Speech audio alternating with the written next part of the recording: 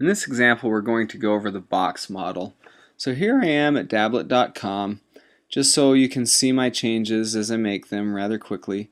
So at the bottom we've got our HTML, in the middle we've got where we put our CSS, and then at the top we have what would display in the browser. So far I've set up 2 paragraph tags with a bunch of nonsense Latin text. Well, I guess it's not nonsense to someone who knows Latin, but it is to me. So let's go ahead and start to set up some more here. So I'm going to add another paragraph, and I'm going to call this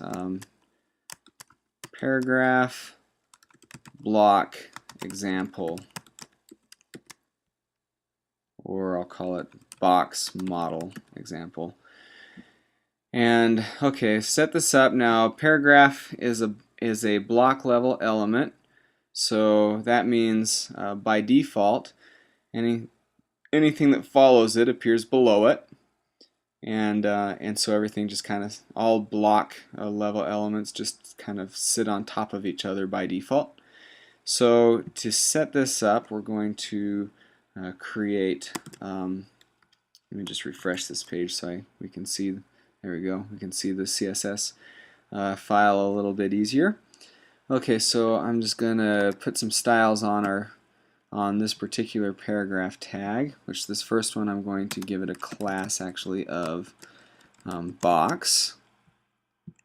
Come back and let's set up we'll style our paragraph with the class of box, set up our curly braces, and we'll just start to add styles. So I am going to first of all give this paragraph a width of 100 pixels, a height of 100 pixels, and a border of 1 pixel solid black. And I am just going to give this a float left style so that it floats here with our text.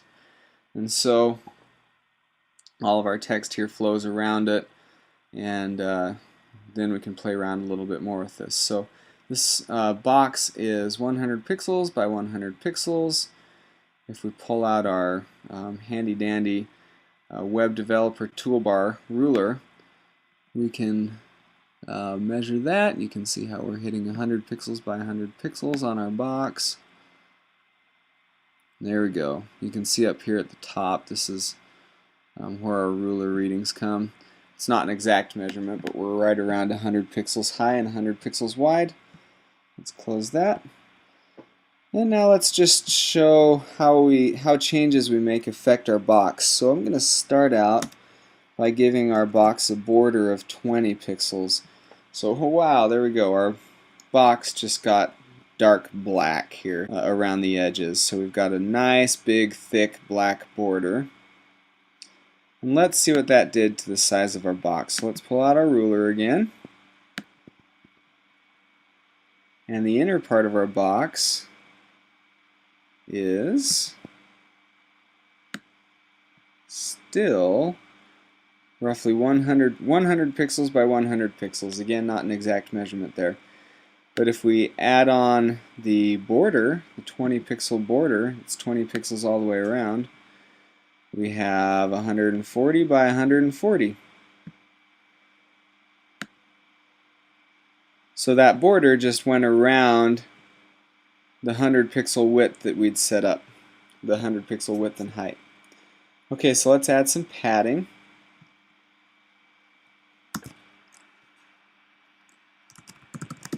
Padding is, we'll just give this a padding of 10 pixels.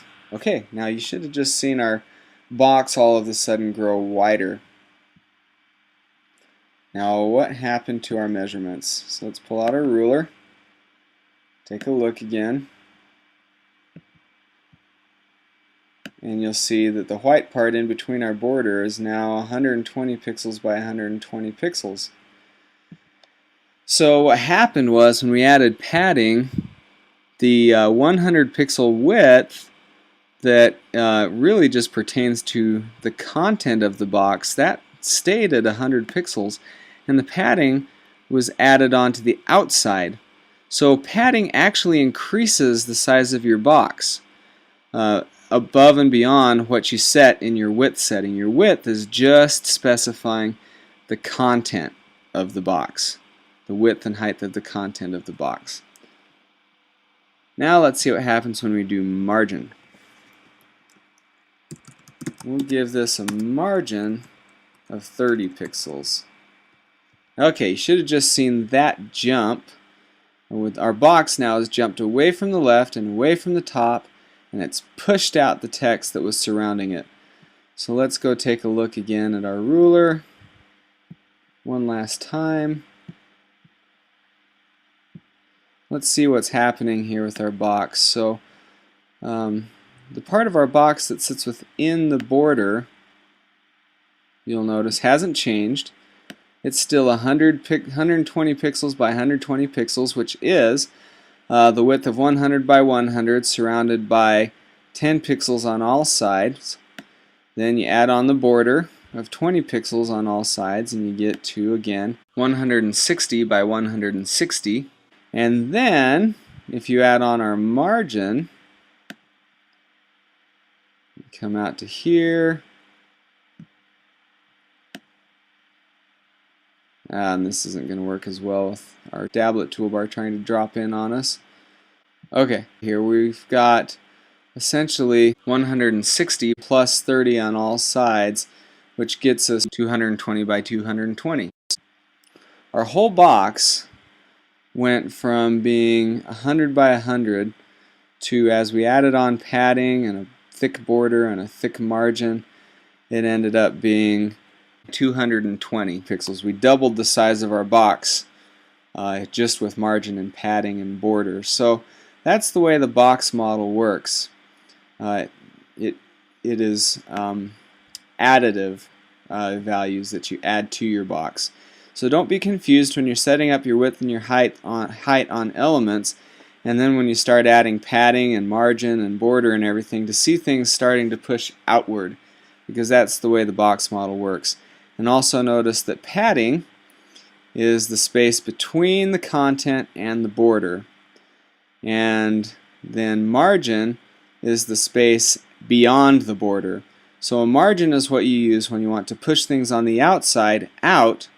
Padding is what you want to use when you want to give the appearance of some breathing room around the inside edges of your box.